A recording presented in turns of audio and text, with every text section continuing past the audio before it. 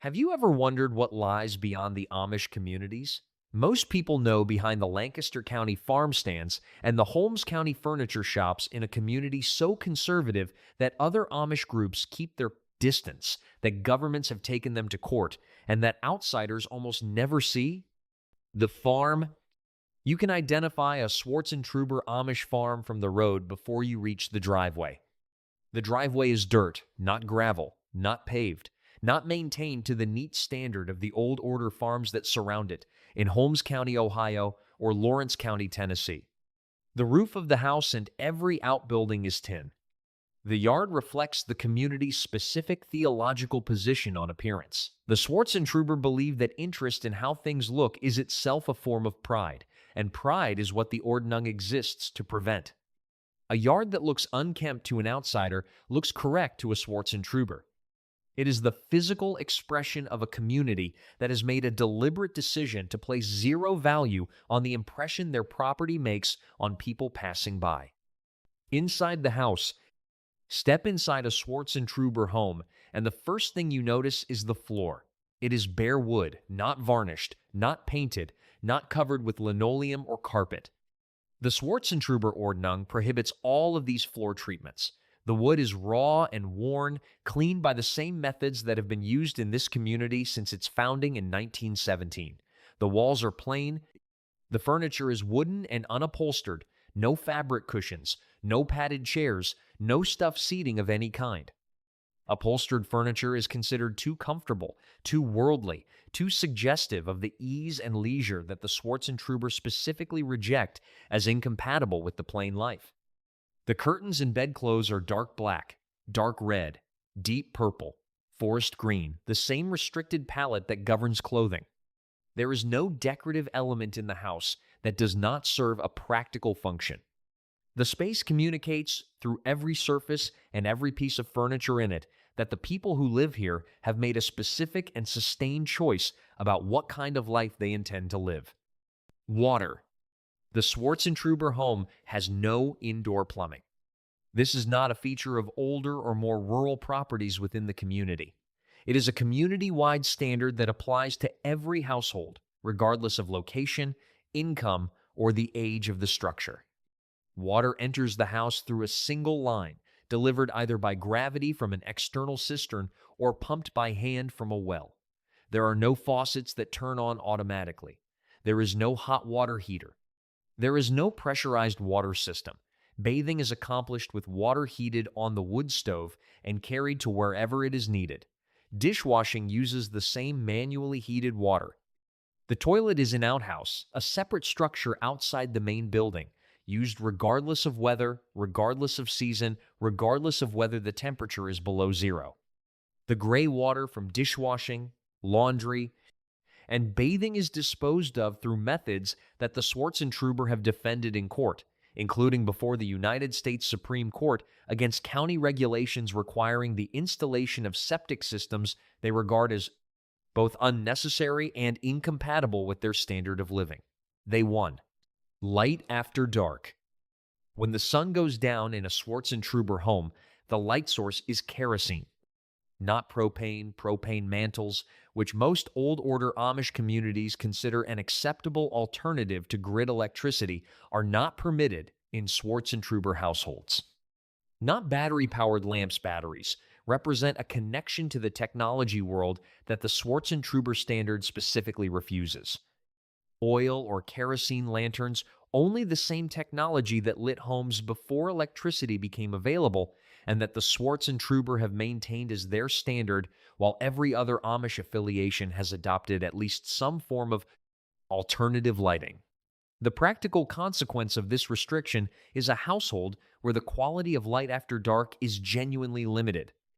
Reading, sewing, and other fine work done by kerosene lamp requires the kind of close, attentive positioning that modern lighting has made unnecessary for everyone outside this community.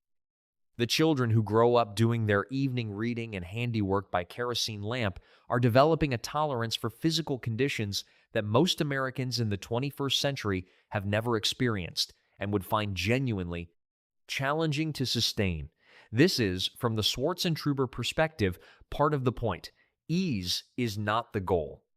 Separation from the world is the goal, and kerosene light is separation made visible every evening. The morning. A Swartzentruber morning begins before sunrise, as it does in virtually every Amish community, but the physical conditions in which it begins are more demanding than in most other Amish households. There is no gas furnace to check, no propane heater to adjust. The wood stove must be fired from coals banked the night before or from fresh wood, and it must be producing heat before the household begins its morning routines. Water must be pumped or retrieved before it can be heated.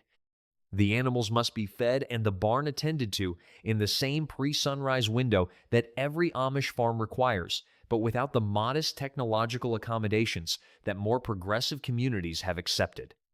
The Swartzentruber farm stays in agriculture to a degree that other Amish affiliations have largely moved away from.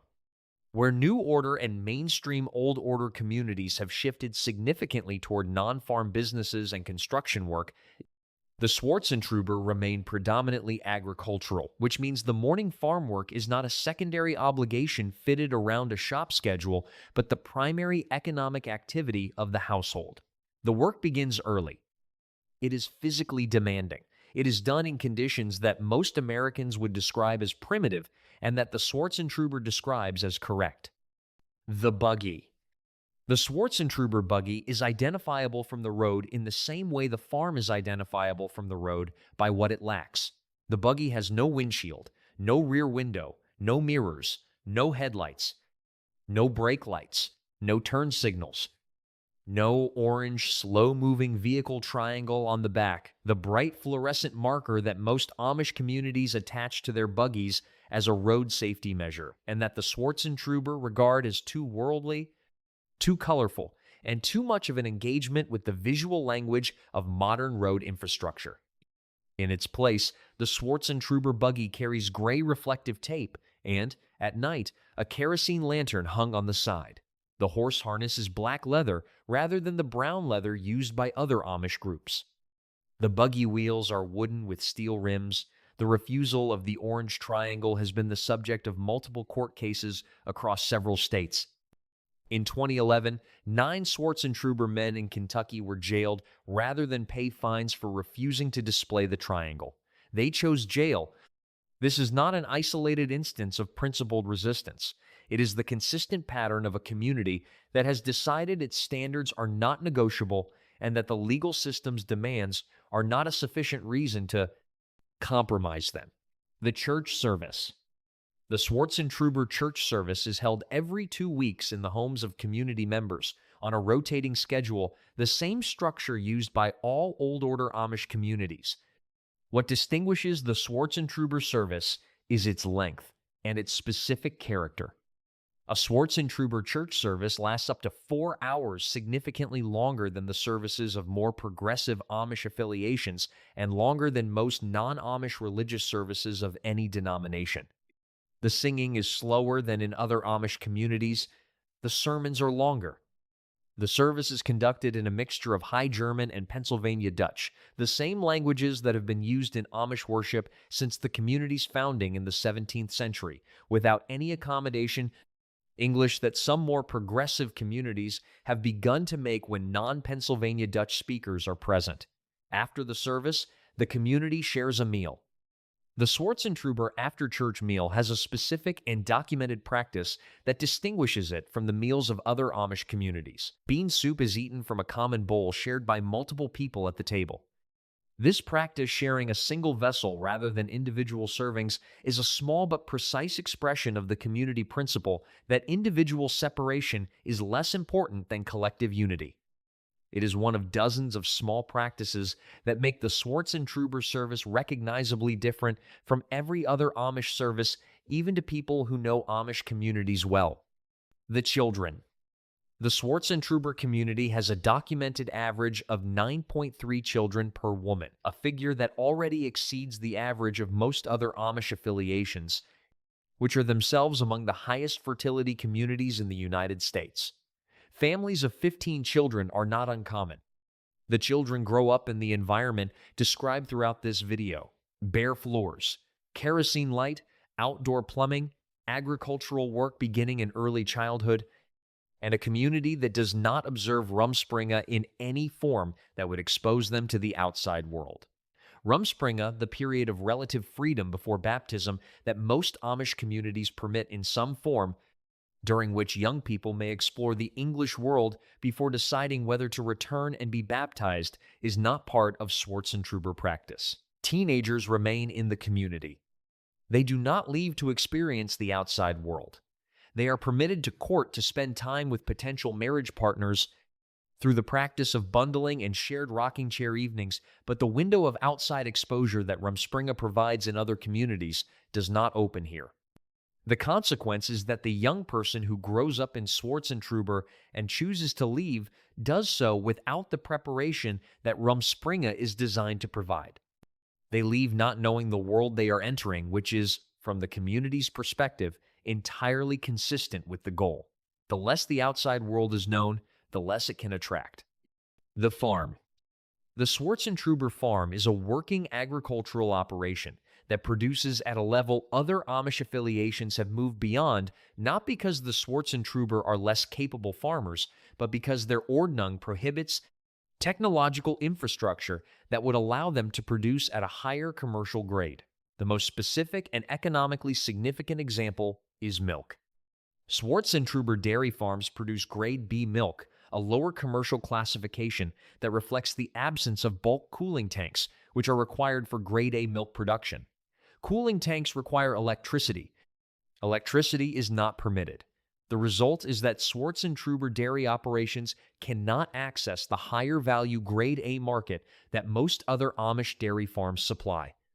This is a genuine economic constraint. Grade B milk commands lower prices and has a smaller market. The Swartzentruber accept this constraint because the alternative adopting cooling tank technology would require a compromise of the Ordnung that they regard as more costly than the revenue difference. Their income is lower than that of comparable farms in more progressive Amish communities. The physical labor required to maintain an agricultural operation at this level of technology is higher. The Swartzentruber are, by the standards of most economic analysis, operating at a significant disadvantage compared to their Amish neighbors. They do not experience this as a disadvantage. They experience it as evidence that they are living correctly, that the difficulty of maintaining their standard is itself a confirmation that the standard is worth maintaining. The shunning. The Swartzentruber community's approach to shunning the Maidung, the formal avoidance of excommunicated members, is stricter than that of any other Amish affiliation, and is, historically, the issue that caused the community to form in the first place. The 1917 split from mainstream Old Order Amish was specifically over the question of how strictly to apply shunning to members who left and joined another church. The mainstream position was that if a departing member was accepted into another Christian community, the shunning could be lifted. The conservative position, which became the Swartzentruber position, was that shunning must continue regardless of where the departing member went or what community they joined. This position has been maintained without softening for more than a century.